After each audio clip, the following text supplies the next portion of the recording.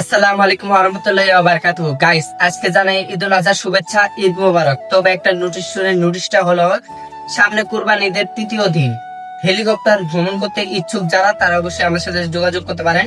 এমন কেউ কি আছেন? আমরা 5 জন আছি, আপাতত 5 জন আছি, 6 জন লাগবে।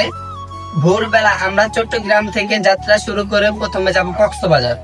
আমরা কক্সবাজার যায় ব্রেকফাস্ট করে ঘোরাফেরা করে লাঞ্চ করে যাবো সিলেট।